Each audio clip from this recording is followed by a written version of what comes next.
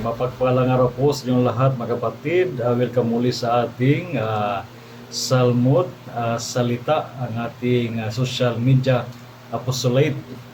At naway ang ating apostoladong ito ay kahit ng kaunti ay nakatulong sa inyo. Ngayon po ay araw ng Sabado, March 29, 2025, at nais ko yung magpasalamat sa Diyos sa biyaya ng buhay.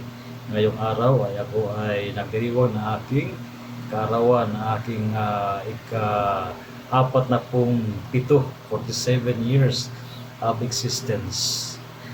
Mga kapatid, ang ating ebanghelyo sa araw na ito ay mula sa ebanghelyo ni San Lucas chapter 18 verses 9 to 14.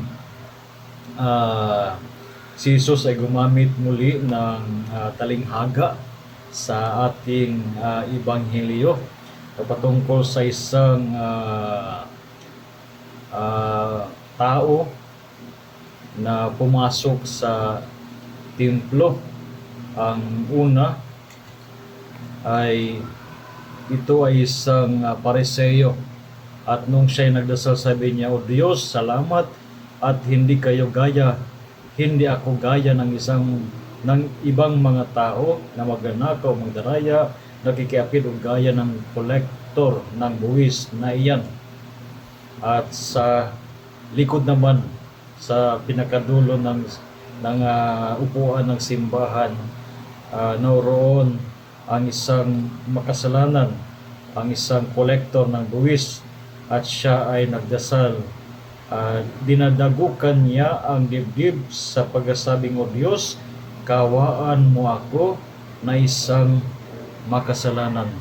Sa ebanghelyo ito ay tayo ay binibigyan ng Panginoon ng huwaran kung paano nga ba tayo magdasal. Kailangan tayo magdasal na may kababaan ng loob, hindi tayo nagdasal ng mayroong pamimintas o kaya tinuturing natin na tayo ay mga mababait o kaya matutuwid na tao na walang kapintasan o karapat-dapat sa Panginoon.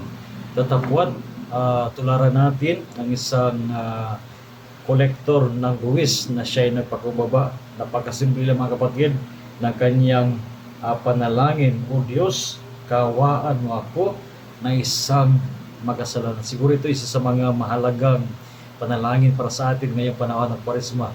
Very simple prayer but very powerful. Napaka-simple, subalit ay na talagang mula sa puso. Kung ganito ang ating pagdarasal, sigurado dadalhin tayo sa tunay na pagbabago ng ating sarili. So again, a blessed day sa inyong lahat, at pagpalain kayo sa araw na ito, at salamat sa mga greetings sa aking pagdiriwang ng aking karawan sa araw na ito, March 29. At inasahan ko kayo na maging kabahagi ko na aking mission o ng ating mission sa social media. Itong itong Salmod Salita.